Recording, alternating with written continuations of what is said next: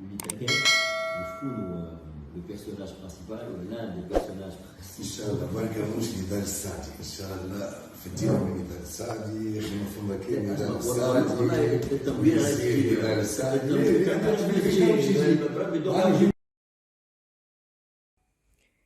هاك وحدك قلتها إن شاء الله بركة مش نضال السعدي، فدينا من نضال السعدي، ما فما كان نضال السعدي.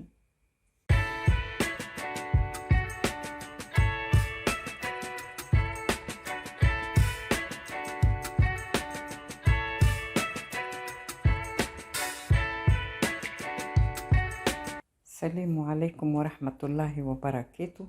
الموضوع اللي حبيت نحكي فيه هو موضوع الاحتكار.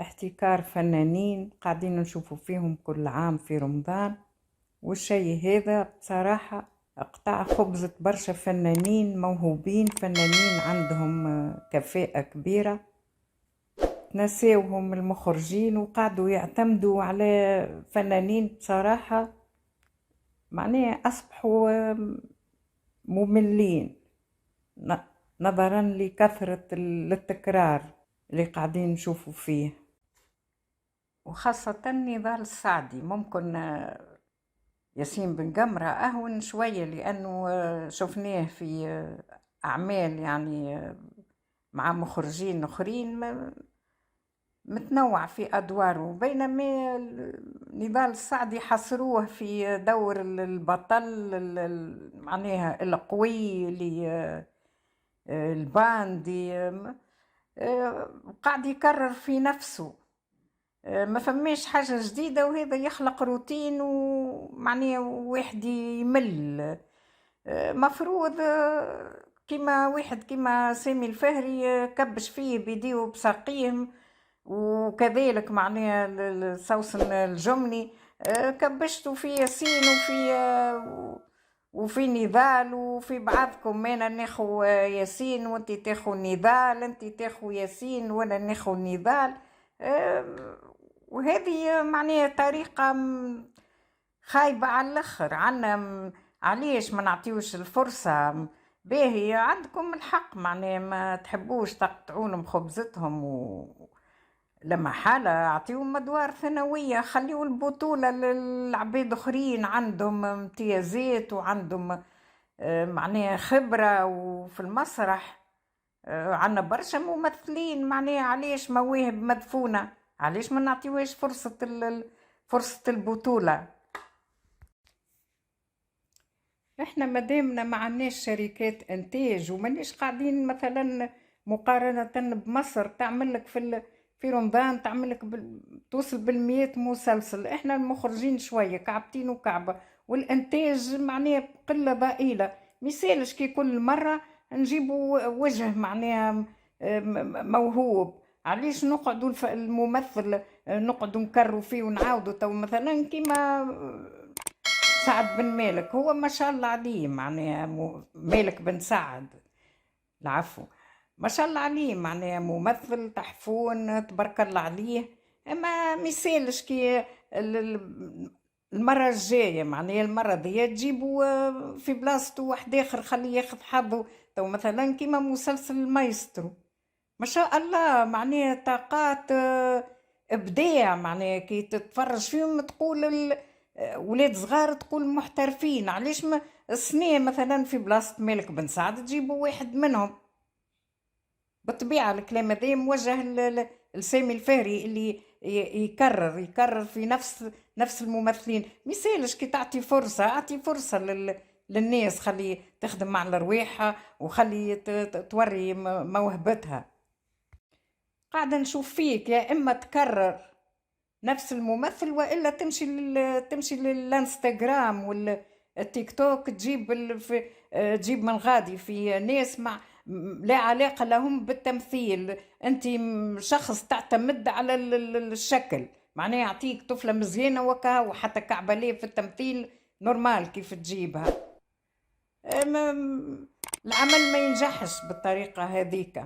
عنا امشي للمسرح، خوذ من المسرح، ما شاء الله طاقات معناه موهوبة.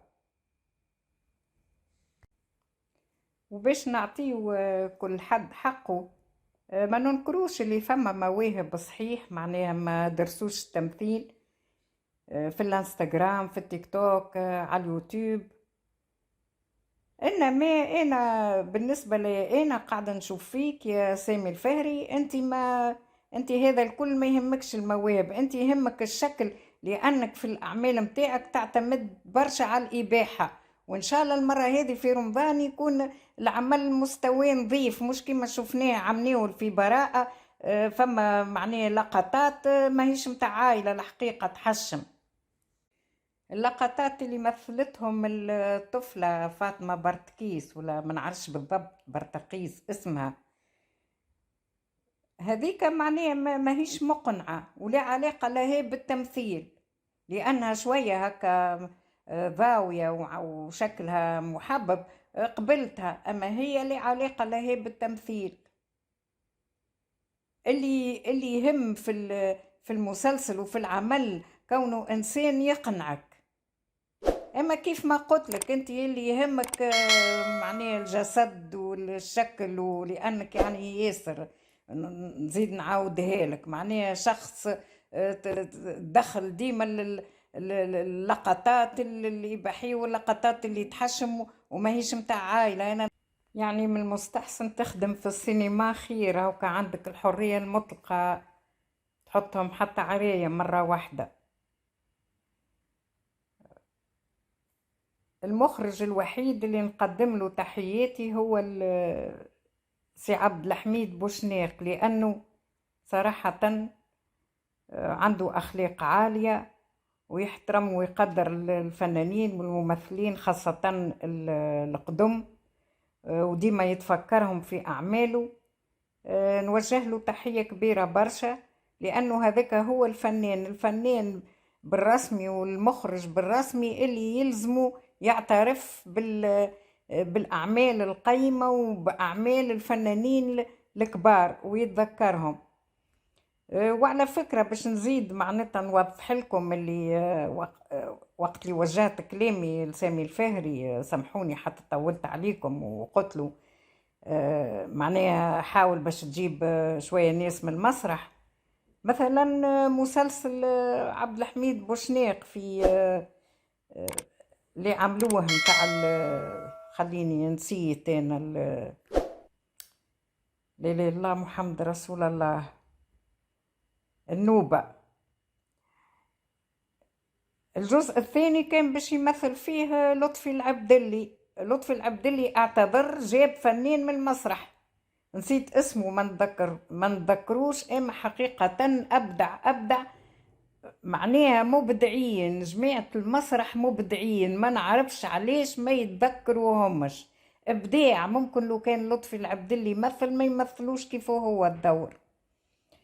هذا اللي حبيت نقوله، ونسامحوني طولت عليكم برشا وشكرا والف شكر. ديما نقولها هذاك ان شاء الله في ميزان حسناتكم الناس اللي دعمتني، وحبيت نوصل لنا رسالة ان شاء الله يكونوا سمعوها، باش معناها ما ننساوش ديما نعطيو الفرصة للناس اللي تحب التمثيل والمواهب. والى اللقاء.